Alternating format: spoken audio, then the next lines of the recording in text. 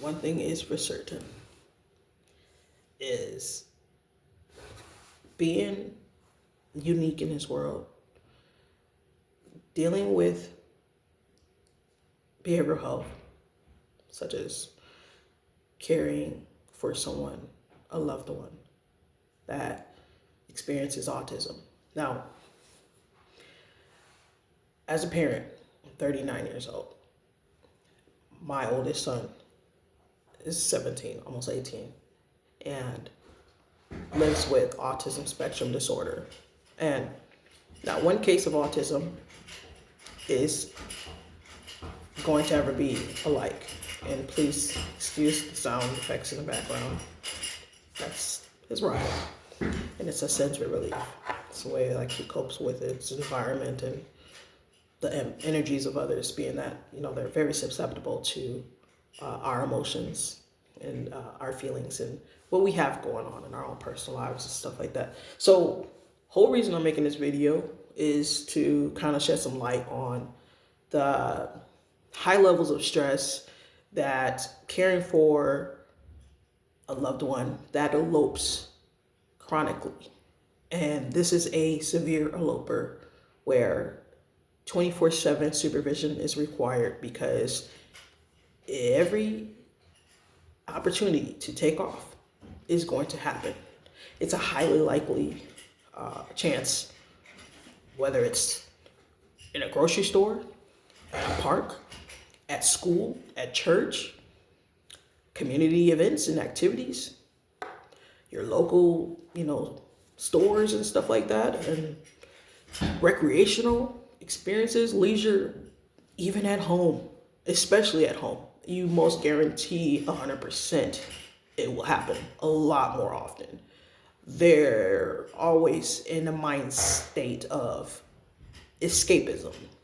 And it could be so many different things. I'm going to share my story because I feel like it's about that time. Like, I needed to share this like probably a few years ago. But the fact that he's almost 18, and the fact that, I've been raising my kid. I have another child too, but he's not here with me at the moment. That's a whole nother story, whole nother topic, whole nother subject for a different day. But right now, this is about my Elijah. And raising him has not been like a walk in the park. It's exciting, it's adventurous, it's amazing. There's so many different strength building episodes that brought me so many amazing milestones as a parent.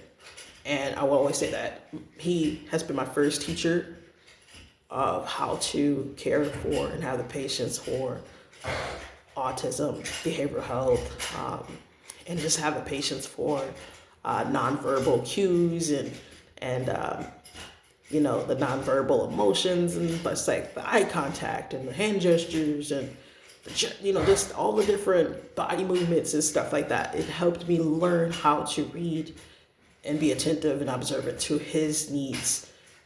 And he's one of my bestest friends in the entire world. We do a lot of amazing outings. We like to go hiking together. He and I like to play, basketball when we can.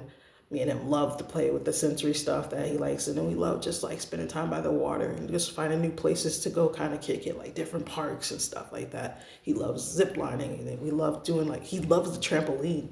We just love going out to eat. We're big foodies. We love our food. So we're going to go DoorDash and stuff like that and get some food. Another fun thing we like doing is music. Music is one of our biggest expressions, and we always sit there and spend time in the store singing our favorite songs and making videos. So if you see me up on the video and I'm lip singing, yeah, I'm with that guy. But because I don't want to make it seem like, I overlook all of these great moments, because the whole purpose of me doing all of these strength building experiences and activities with my son is so that he builds confidence in himself as he's turned into an adult. He's a young man, and he's going to be a lot more independent when it comes to his expressions, as he's getting older and aging. So one of the things I could say about the high eloping, there's so many triggers that causes it. I know it could be environmental, it could be noise, it could be so many different things. And I personally been homeless since I came home from jail, and September of 2023, I haven't had a place of my own since, years ago. And after losing a place back in December of 2020, after failed attempts to try to build with the wrong people, I ended up losing out my stability. I ended up losing custody of my youngest son. I ended up, going to jail for 7 months and then sentenced to 2-year community supervision probation with huge court fees that I have not been able to even afford. Like, how do you try to get a place and you're literally don't have a place? You're trying to find a place, and then you're trying to pay for that, and then you're dealing with, having a autistic child that's turned into an adult that have so many high level needs, but then you don't have family to turn to, you don't have close friends to turn to, you don't really have the right community support or resources. So it's like, it's a hit or miss. It's a trial and error when it comes to these things. So it's like, in the process of trying to work on getting a stable foundation for a chronic eloper, and dealing with life problems and situations in the same instance can be one of the most trying situations. Our heart goes out to every caregiver and every parent that is going through the same thing, similar or worse. And to those that may possibly go through something like this, I hope that that doesn't happen. Let's knock on wood, because I don't want to see you in a situation like this where you're always on the phone having to call 911 to get your child from running down the road, because this is what happens. This is what that looks like. A child or adult, because you have elders that do these things too because of their chronic behavioral health, dementia, Alzheimer's. These are like just very different titles. Some have similar characteristics and traits, but these are very common behaviors for them the whole flight. Like, a lot of times they're trying to escape out of their environments, and they can't help it. They cannot help it. It could be so many different things, because I know I've gone on a checklist. I'm like, oh, this happened around this time, and this happened this time, and like making a notes like, how can I eliminate these situations to, stabilize, to keep these from happening so often. And no matter how many different times I try to figure out like a solution, boom, it's kind of like, you got to keep going back to the drawing board, and you got to keep trying to learn a new method and strategy that helps apply new methods. This gives me insight onto how our healthcare workers, caregivers, nurses, doctors, how exhausting they can be dealing with these long hours. Because like for me, I've been going 24/7 without breaks, without any off times, without vacation, without pay, without the support. We don't really get to have breaks as a carer. Like, you're pretty much the primary source, provider, caregiver, and it's so rewarding. It's so amazing. And then something I'm learning doing like training for caregiver positions, start care support, is the compassion fatigue is a real thing. You may not want to look at it as such, like, oh, you know what, I'm always in this happy, bubbly mood and stuff like that. I'm required to be this because I'm pouring into someone else that really needs me. But if you're not taking care of yourself, you're not getting proper rest, you're not getting you're not bathing yourself, or you're not eating healthy, or you're not taking those how many minutes you need, moments throughout a day, because it's going to vary person to person, but how many moments you need to reboot yourself, because you have to pour into yourself in order for you to feel like up to par, in order to provide the services that you have for your clients and for, your patients. Sorry, I take some water. So I try to do different activities. Some would be, like watching his favorite movies that we like to get from like local libraries, and like he likes these types of things. So watching like different movies, especially like the action-packed movies. And Avatar is a great movie. I would not recommend you not to watch it. You have to watch Avatar. It is one of the best epic movies in the entire galaxy. Another thing is, like I like reading to him. This is a science book. I can't remember who is this by. It's a really good book too. It's who is the brand of this? It's the Definitive Visual Guide. So it has so many different things in here. I'm gonna try to go to a page that like has some really awesome stuff. Like I read stuff like this to him. Comets and meteors. Like stuff about the stars, plants and stuff like that. You can get like a lot of information here about. It's a very diverse book. It has so many different subjects in here. And here's another one. The fossil records. So stuff that's based on like Earth. These are really great like reads and stuff like that. It may seem a little complex. I don't read the entire book at once. I pick a page and I'll read it one page at a time, and then I'll kind of just like go through the different like. He may be listening, he may not be. It just varies, but it's just something that I like to engage in with him. Is just read books to him, because like I know like if it hadn't been for the autism, he would have been able to like engage with it a little bit better. But I'm just thankful I still get to read to my kid, But it's like you got to have a lot of patience with dealing with these experiences and stuff like that. So one of the greatest things I could say is I do have an amazing team of people, and I would suggest like if you are a new parent or you're just now coming into awareness that your child has autism, that you are pretty much, going to be doing this road, especially as a single parent. It's not going to be easy. I will not lie to you. My son's almost 18 years old.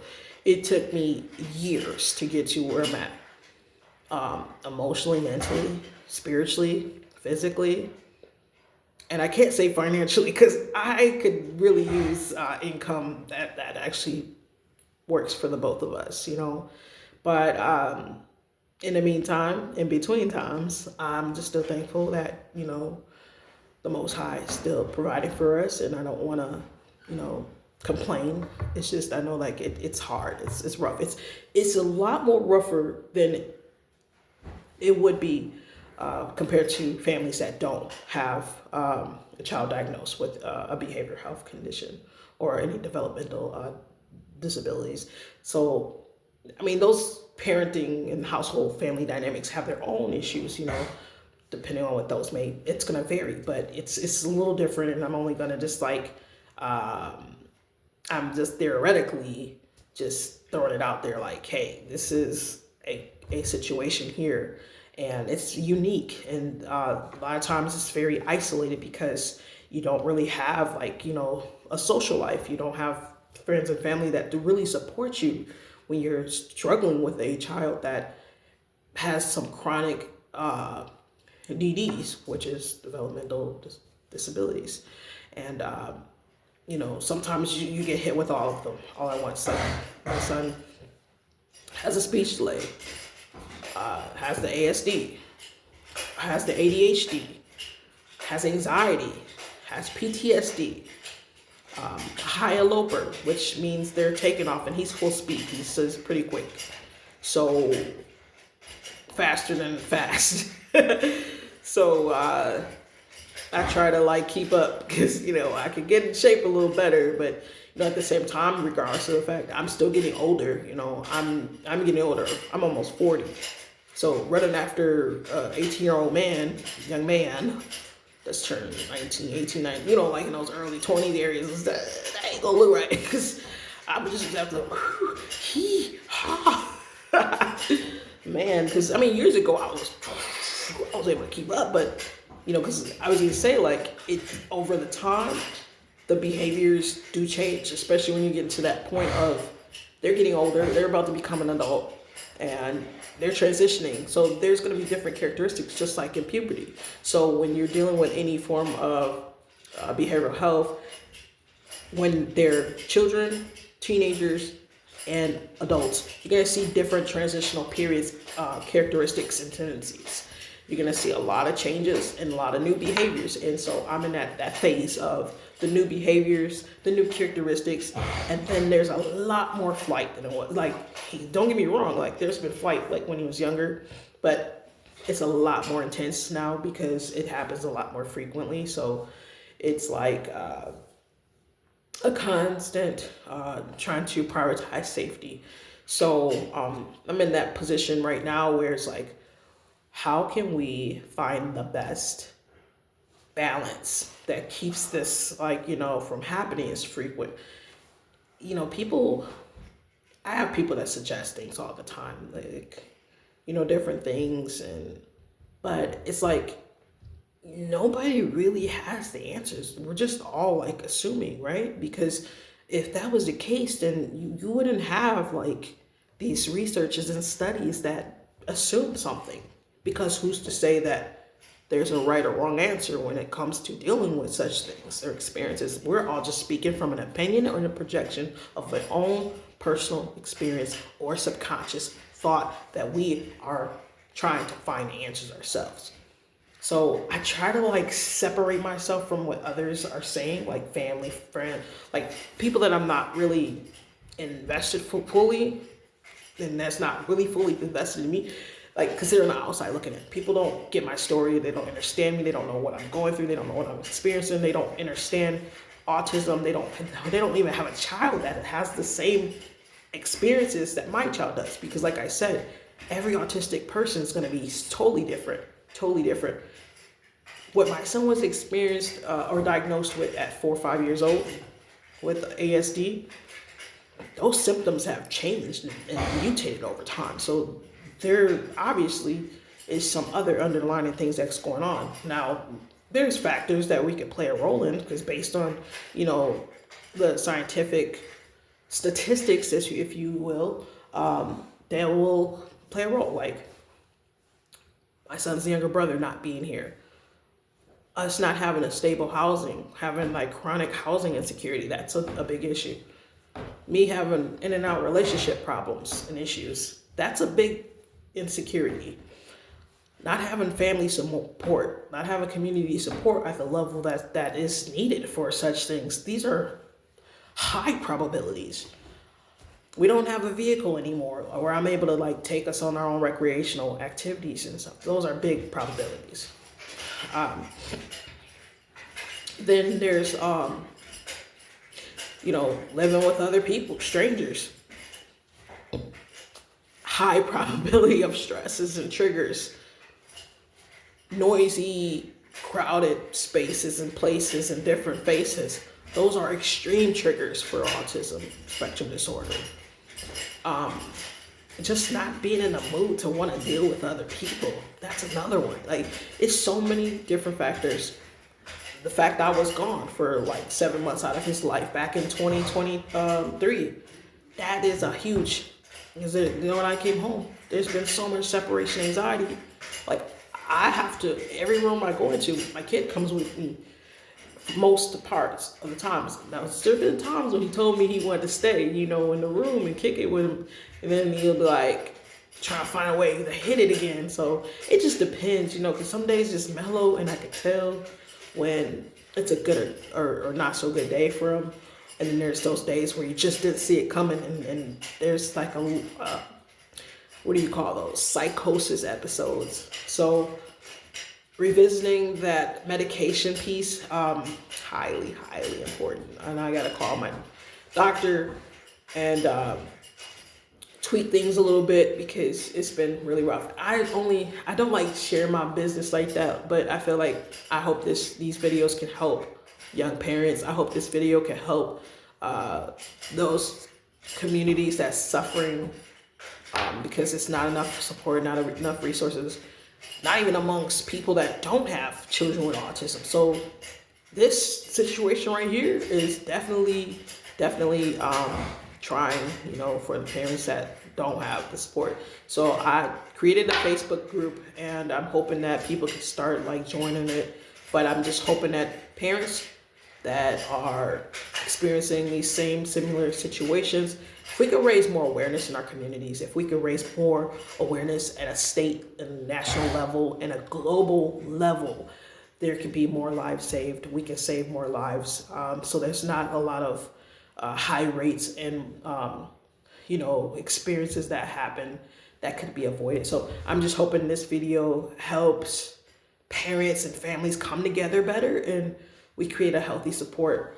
It's super scary because we're living in some times where people don't really understand anything anymore. It's like you want to like provide support, but the support that you try to give, people either misunderstand you or weaponize your experience and then try to use it against you, or try to manipulate your situation or exploit your situation. I get it. I've gone through all of these things. I've gone from one state to the next, one county to another, one city to another, and over the past several years, I've had different experiences dealing with this systematically situations.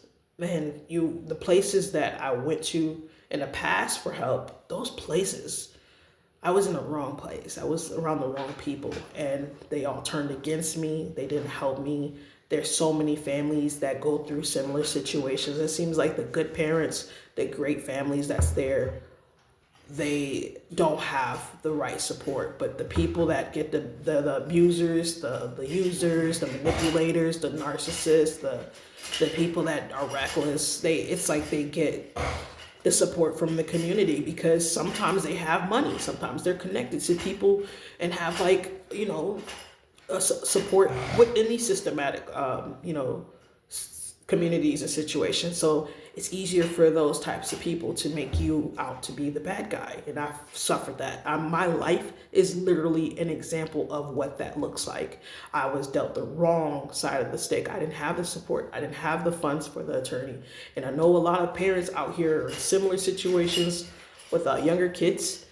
You might have children that's just like in elementary school, and you might be just going through a divorce. So you got to watch that kind of stuff. Like you got to watch these relationships that you have, because I'm speaking from experience with this too. I've gone through it and I'm going through it, and I've been through it. So when I'm talking to you guys, it's not I'm just like assuming. No, I've gone through these things. I know what that's like. I've dealt with different levels of government and different levels of county workers and different level of federal workers and different jurisdictions and stuff like that. So my biggest advice is to always research, study, try to have calmness about yourself, because you're going to need to breathe through all that. You're going to need to breathe. You're going to have a personal relationship with God within you for you to navigate through life. And I have to be real with you, like life is not going to be easy for any of us. It won't be. And if you're expecting someone that's going to come and save you from your situation, and that's not going to happen. It just doesn't. It's not realistic. I just want you to be honest with yourself and say, hey, I'm going to do this. I got this. And you got to keep doing that every step of the way. Every step of the way, you got to pull yourself up. That sunshine that you want to see in the sky, those new beginnings that you want to see, you have to pull it out of you. It's already within you. You got to pull it out of yourself, because those kids, they're going to be looking at you and they're going to be expecting you to be able to provide that for them, because they can't see it. They won't be able to identify it because they're suffering. They're already in a trap within themselves. And on a soul spiritual level, that's deep. That's so deep. And it takes to me to be a spiritual person in order for me to see this perspective and to see that, hey, I can't keep myself safe, so I need you to do it for me. That's what that cry is. That's that scream that these kids that are eloping. Do you notice something? Look at your social media. I'm pretty sure every single one of you have a high number of notifications on your news feed that's showing someone that's missing. These are not like one or two a day. These are a big amount of children that are missing. A lot of them have behavioral health issues that are coming up missing. Statistically, a lot of them are high risk. In some way, somehow, there was not enough community support. Some way, somehow, there was a inattentive, non-observant parent, caregiver, or teacher, or whatever the community setting may look like. Because there is no way any child should ever be in a situation where they're missing. And that pisses me off that I'm seeing stuff like that. It pisses me off because you gotta know who you have your children around. It is not a game. It is not funny. It doesn't matter if it's family. It doesn't matter if it's friends. It doesn't matter if it's a spouse.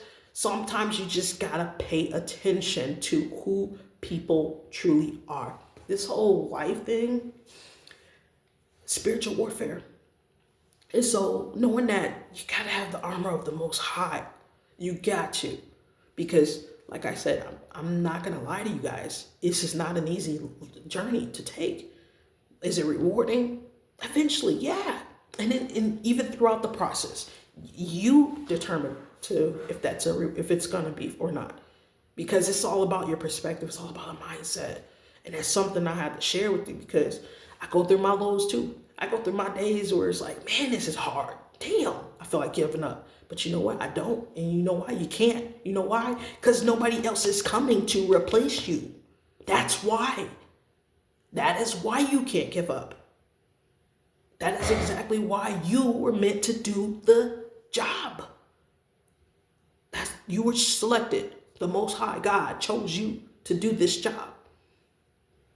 He's going to send us support, yeah. He's going to send us guidance. He's going to send us, a renewal in spirit. But we got to keep faith. We got to be steadfast. We got to put in some work.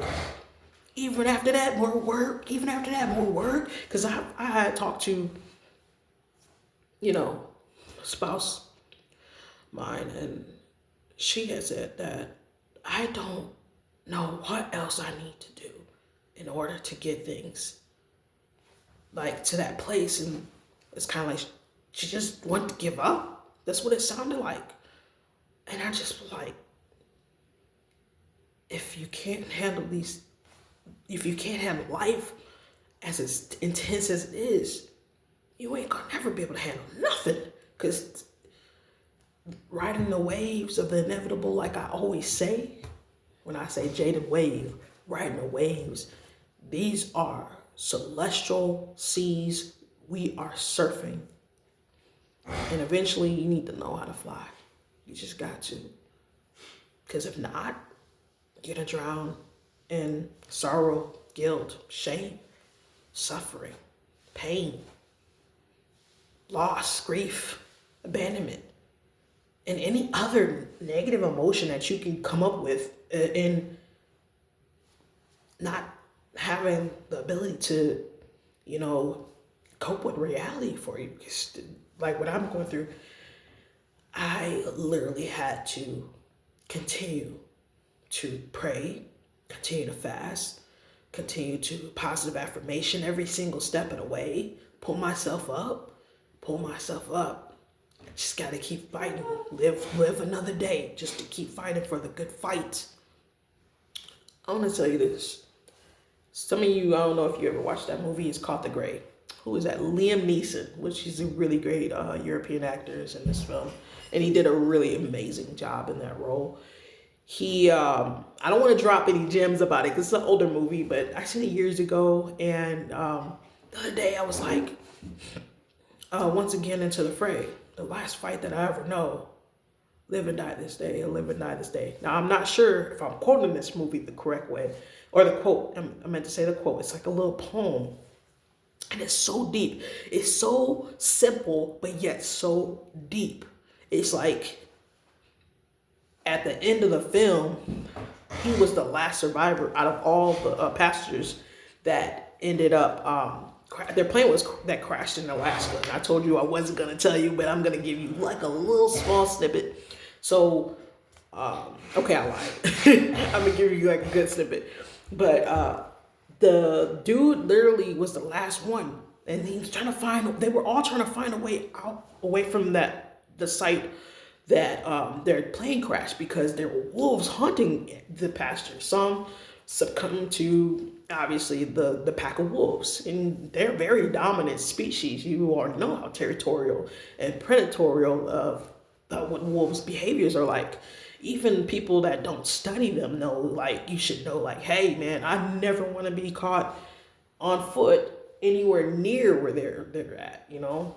So I was gonna mention too, so that he ended up being the last one that survived, but then at the end of the movie, he found out that all that searching and walking through all that snow and shit, he found out he was right in their den. And those wolves was tracking those people down, picking them off one by fucking one. Pardon my language. But when I say this, man, that's how life is. So I just want to throw this little thing out before I close this out. Understand the spiritual warfare that we're in this world, in this life. And it's different for each person. I'm not saying everyone's got the same experience. You know, everyone's reality is a little different. But if you know that Bible or your religion or whatever spiritual beliefs you have, because it's different. You know, everyone doesn't have the same beliefs. But one thing I can say, even if I don't have a specific religion selection, I believe in the Most High, Holy Spirit. I believe in God. And I feel like that's enough to know that his word is real. And I believe in the divine nature laws, the universal laws. But so with having that belief, knowing that that's my reality and who I am, where I come from, we should know that the devil is real too, because that means that he is seeking to devour. He only comes to kill, steal, and destroy. The Most High is not the author of confusion.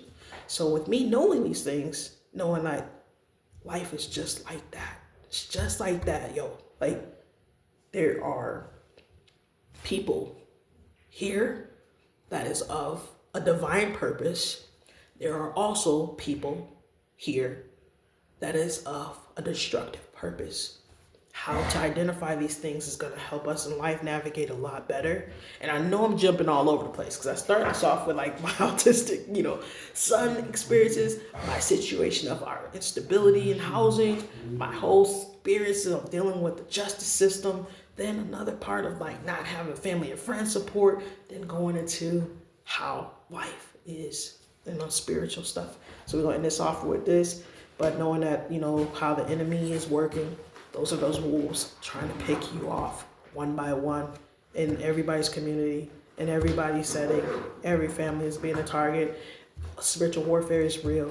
We got to stay prayed up. I just want to give you courage, hope, strength, love, peace, and I hope justice comes for all those that's abusing systematic, law systems, and those that are suffering and victims of these experiences, and those that are just dealing with warfare, period.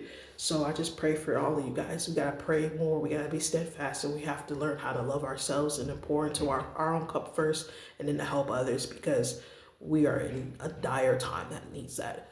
Love and peace. I hope you all have freedom in the Most High. God bless.